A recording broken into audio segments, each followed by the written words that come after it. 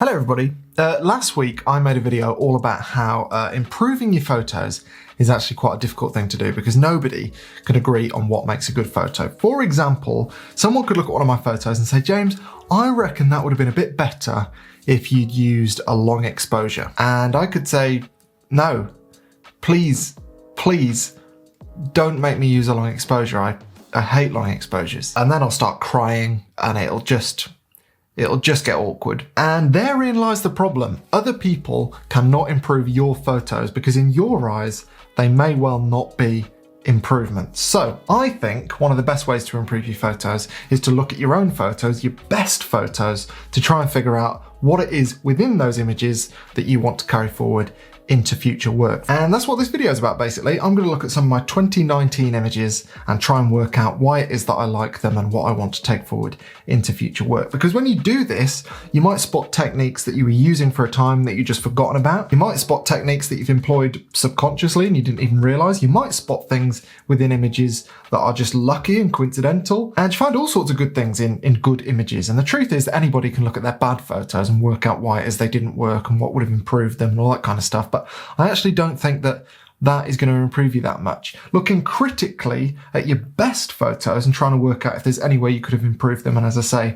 what you want to take forward into future work, that I think is a very good use of time, hence why I'm going to do it now. I try and do it quite often, but well, this is the first time this year I've got around to doing it. It's December the 7th. Not great. Also, this video is sponsored by Lumix, and every one of the images, apart from one which I took with my drone, was shot on this, my favourite camera ever, the Lumix G9, which is currently sporting my oldest lens, the 20mm 1.7, which I've had since 2012 or something. Not that old, really. Also, I don't know why I said sporting. That makes me sound like a car salesman or something. Nothing wrong with car salesman, it's just a very car salesman thing to say. Anyway, images. Now the first image that I want to talk about, and these are not in any sort of order, certainly not chronological order. This was taken in April in Greenland. But the reason I want to talk about this photo is it reminded me that you don't need to include the whole subject in each of your photos all the time. So I would argue in this image there are two subjects. The first, very obviously, is what's in focus, this foreground dog, and the second is the cliffs and the mountains and the clouds in the background, which are very much out of focus, but I think are crucial to the shot in terms of giving it a sense of place and a feeling of grandeur and drama. I think including the mountains is really crucial to what makes this work, at least in my eyes. And I was faffing for a long time while I was riding along on the ice on this sled, because I was trying to get the whole dog in the frame, but I couldn't do that whilst also pointing the camera at the mountains. I didn't have a wide enough focal length on me. So in the end, I decided to basically cut the dog off at the torso, which I think actually works pretty well, because I really like that you get the hind legs of the dogs in front as well. I think it doesn't matter in the end that I've not got the legs of this dog, which is the in focus dog. I don't think it matters at all. I mean, I'm saying all this artistic stuff about the photo. Clearly what you're looking at is the size of their tongues. It's ridiculous, isn't it? Nearly as long as the legs. But yeah, I didn't need to include the whole subject here, and I'm really pleased that I kept the mountains in the shot because I think they make it, to be honest. The next one, also from Greenland, is about subtlety to me. Now, there are so many photos now on Instagram and just all over social media where you kind of get everything you're going to get from the photo within a second or two. And I'm very keen on going forward, trying to make photos that are a bit more subtle and offer more the more you look at them. Which sounds a bit odd, let me explain. So in this image, if you look closely, and you won't get it if you just look at it just for a second or two, I don't think, but if you look closely, in the mirror, you can see the driver's eyes, which I love. I worked very hard to frame the driver's eyes in this shot. I literally took hundreds of shots to try and get this one. You wouldn't believe how bumpy sea ice is to drive on. You'd think it was completely flat, but no, that was a super bumpy ride. I was literally like this in the car, and luckily, I got the eyes in one. Now, on a personal level, the reason I like those eyes so much in the shot is that they give away exactly what I was feeling. So basically, this guy was the only guy in the village who was willing to drive us on the sea ice in April when people start to get a bit nervous about how deep the ice is. And yeah, so we were the only car on the ice that night, and I felt quite nervous. And my eyes looked like his eyes. And I also like the light behind the mountain. I mean, I had absolutely nothing to do with that, clearly, but yeah, I think that adds to the shot. As well as the headlight light in the ice and the cliffs on the right, I think it just makes for a lovely composition. And yeah, as I say, reminded me that subtlety in images is important to me and something I want to work on a bit more in future. This next one was not in Greenland. This was about 5 miles from my house right at the start of the year. Now, we didn't get much snow last winter, as much as it was promised. We got, I don't know, 3 days worth or something, which actually is probably about average, so I'm talking nonsense. But anyway, I woke up on this morning, I think it was a Saturday morning, and I'd basically convinced myself that there was going to be a temperature inversion. It was a super stormy, snowy day the day before, and it was a really still, cloudless morning. I mean, there are clouds there, but the forecast was for a really nice cloudless morning. And yeah, I was convinced that there was going to be a temperature inversion. Woke up, I couldn't see any mist anywhere. And I almost stayed in bed because I thought, oh, what's the point? But luckily I didn't. And I'm a big fan of the sense of scale that you get from this shot. So yeah, I'm pleased I got up.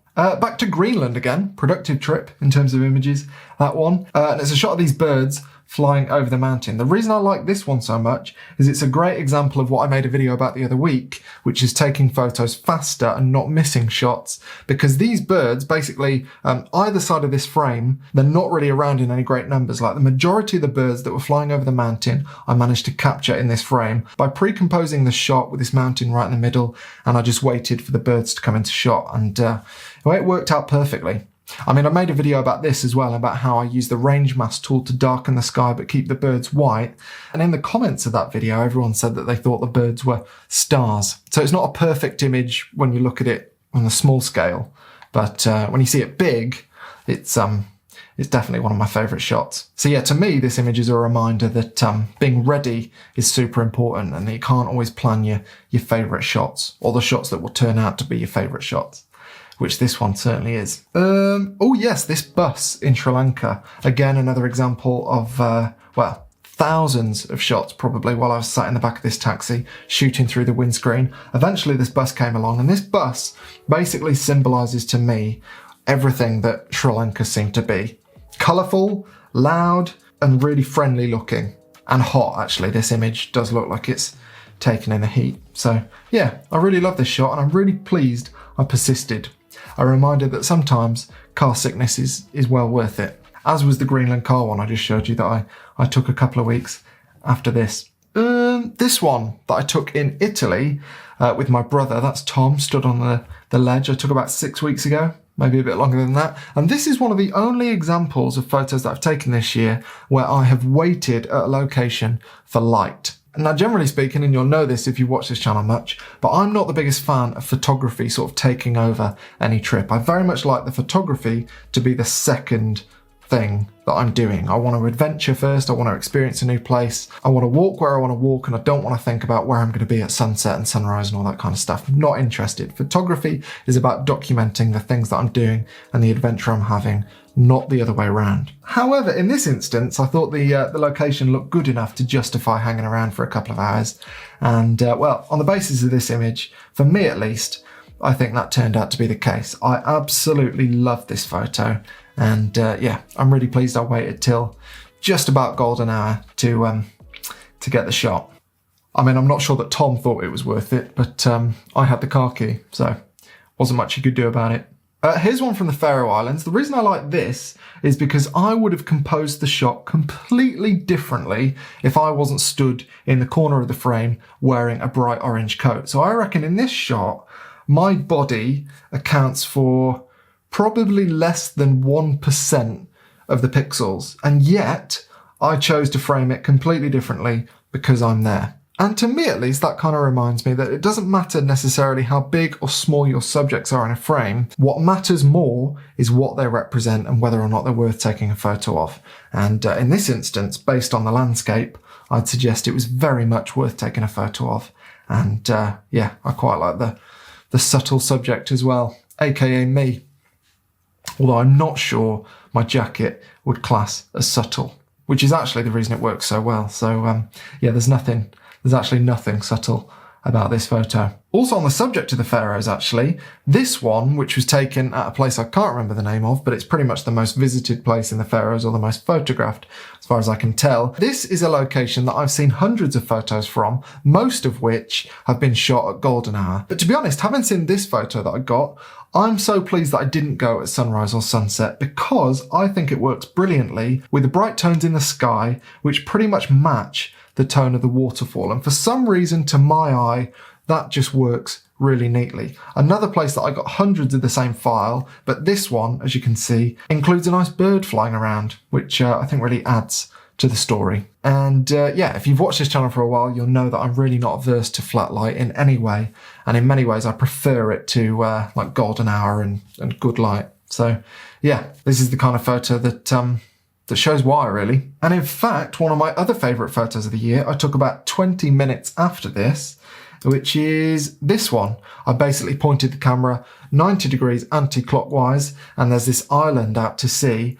And the conditions, to be honest, were exactly the same as the shot that I showed you before. It's just in this one, I chose to severely underexpose it to give it a bit more drama. And I waited patiently for another bird to come across in the middle of the frame. And luckily for me, that happened. I was also quite lucky that the wind was up, and so the sea was pretty choppy, which with a bit of added texture in Lightroom looks pretty cool, I think. So altogether, that's an image full of drama, and again, one of my favourites from the year. And I guess what I'll take from this one is that even with quite a boring scene, if you play around with exposure, you might end up with something that just looks a bit more interesting, which in this case, I think it does.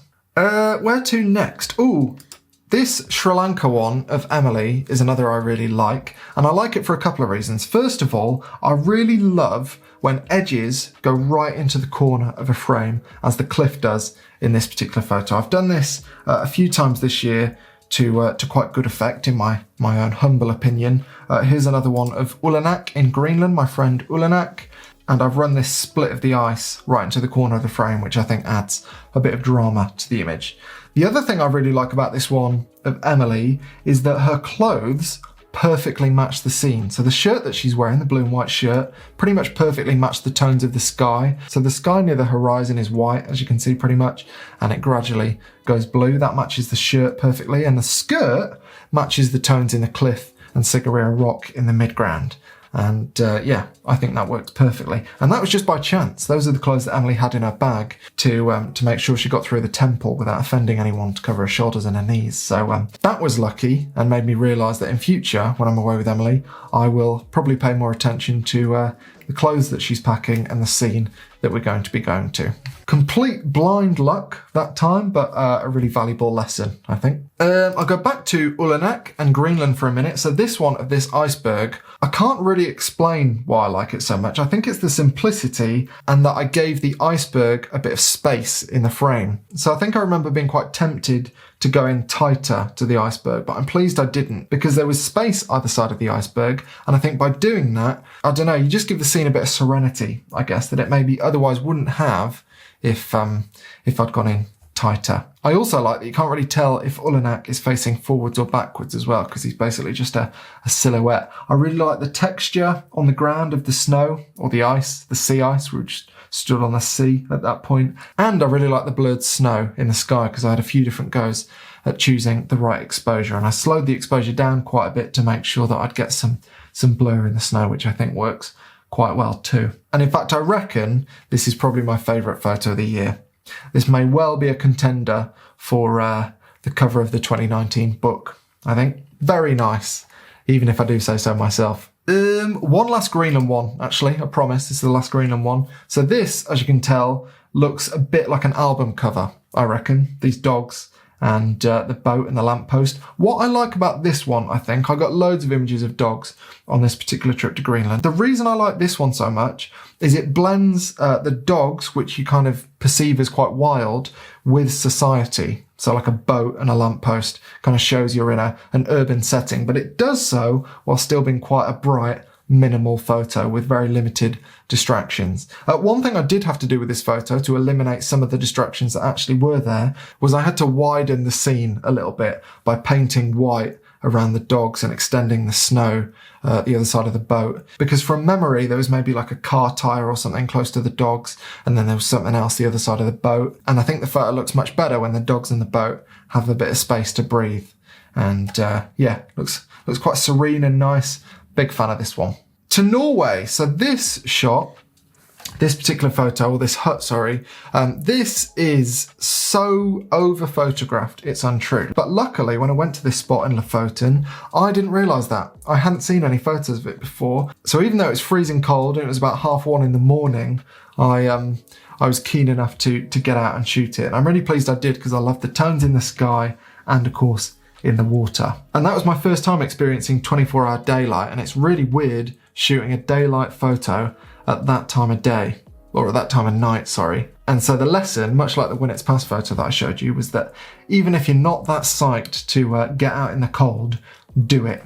Because more often than not, you'll end up with something you're really proud of. That's not true, actually. Most of the time I go out in the cold, it's not worthwhile, but occasionally it is, to the point that it's worth all the other trips when you don't get something, which I'm sure is a notion that a lot of you can sympathise with. Whenever you get a really good photo that you're super happy with, it makes up for all the trips where you've failed, I find. And this photo does that for me. To Switzerland. Now this photo of the Matterhorn, basically as you can see, it was a super bright, harsh light day, and the kind of day where a lot of people, I think, wouldn't even bother getting their camera out. But by exposing correctly and by using a polarizer, I think in this instance I ended up with something that's still really cool and dramatic. And I'm really pleased I took the shot, because even though the conditions aren't that good in terms of good light, I think the shot works really well. So yeah, pleased with that. So even in harsh light, it can be worth taking your camera.